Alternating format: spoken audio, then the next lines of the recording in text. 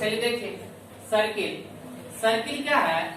Circle is a simple enclose curve of 3 and only 3 non collinear points. Circle क्या है? एक simple enclose curve है जो किससे बनता है? 3 and only 3 non collinear points. Class 9 में आप लोग पढ़े होंगे कि ये circle can be drawn with the help of 3 and only 3 non collinear points. Suppose A, B and C is 3 non collinear points, ठीक है, that passes through a simple closed curve। Simple close curve का definition क्या होता है? A curve whose initial point and end point are meet each other, not cross। अगर cross कर देगा तो उसको बोलेंगे क्लोज कर्व, ठीक है। सिंपल क्लोज कर्व जिसका स्टार्टिंग पॉइंट और एंड पॉइंट एक जगह आकर मिल जाए उसे क्या बोलते हैं? Simple close curve. तब वैसा सिंपल क्लोज कर्व जो 3 और ओनली 3 नॉन कोलिनियर पॉइंट्स के मिलने से बनता हो। इस सर्किल के भीतर इंटीरियर में एक फिक्स्ड पॉइंट होता है और इस फिक्स्ड पॉइंट को हम लोग क्या कहते हैं? सेंटर, जिसे O या C से डिनोट करते हैं, जिसे O या C से डिनोट करते हैं। अब देखिए जरा सा, हम कुछ बता रहे हैं, सम इम्पोर्टेंट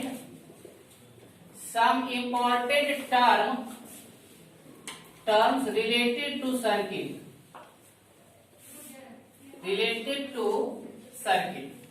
पहला टर्म क्या होता है जी? रेडियस। पहला टर्म क्या होता है? Radius. Radius is a line segment which joins from centre to circumference of a circle. वैसा लाइन सेगमेंट जो सर्किल के सेंटर से सर्किल के सर्कमफ्रेंस को ज्वाइन करता हो उसे क्या बोलते हैं? रेडियस बोलेंगे। There are infinite radius in a circle, but the measurement of all these radius are equal, ठीक है। इसको क्या डिनोट करते हैं? स्मॉल r से। दूसरा क्या होता है जी? कॉर्ड।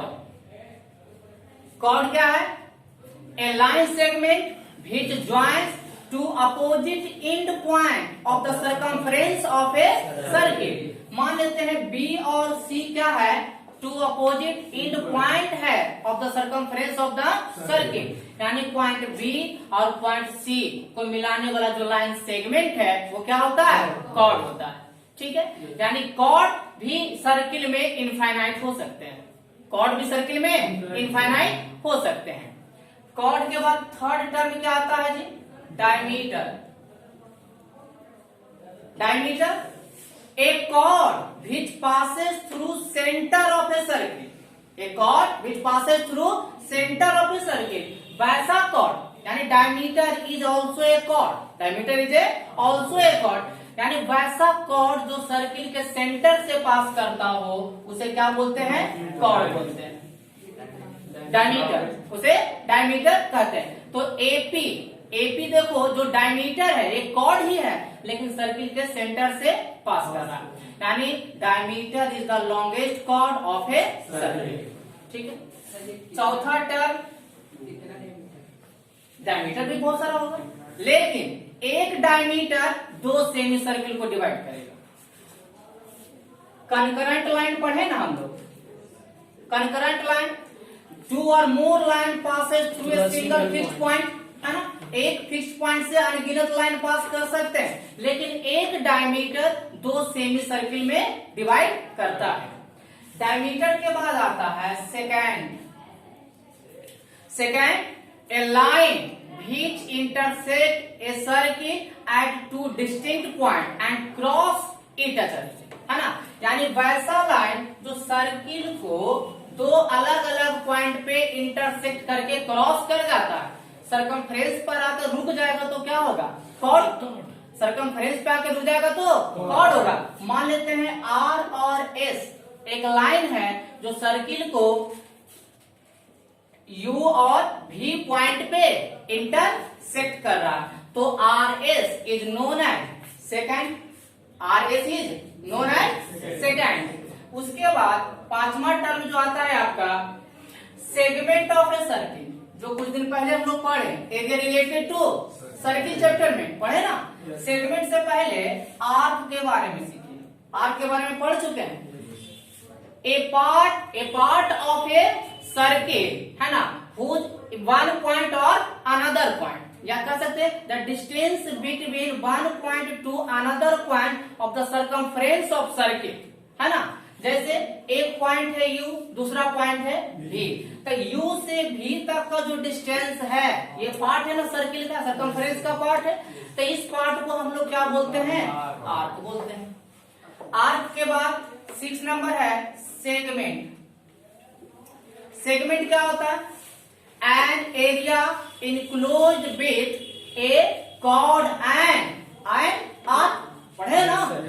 क्या होता है, जैसे इसको हम ज्वाइन कर लेते हैं तो ये वाला हिस्सा क्या कहलाएगा, segment of a circle, segment of a circle. उसके बाद आपका आता है sector of a circle, sector of a circle, N area enclosed with 2 radii and an arc. कहता है वैसा एरिया, जैसे इसको हम लेते हैं तो ये वाला हिस्सा तुम्हारा क्या होगा, सेक्टर ऑफ ए सर्किल, ये क्या कहलाएगा, सेक्टर ऑफ ए सर्किल। अगला जो पॉइंट है वो होता है तुम्हारा जो 10 क्लास में आप लोग को पढ़ना है और उसका यूज है, वो है tangent of a circle. 10 class में इसी का नहीं यूज है, सर्किल चैप्टर में यानी सारा क्वेश्चन आपसे किससे रिलेटेड रहेगा, टेंजेंट ऑफ ए सर्किल से। देखिएगा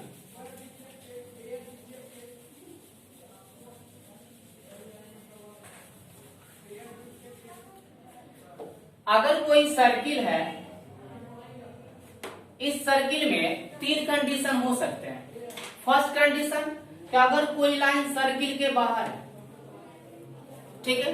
सेकेंड कंडीशन कि अगर कोई लाइन सर्किल को इंटरसेक्ट कर रही है, और थर्ड कंडीशन अगर कोई लाइन सर्किल को सिर्फ बाहर से टच कर रही है,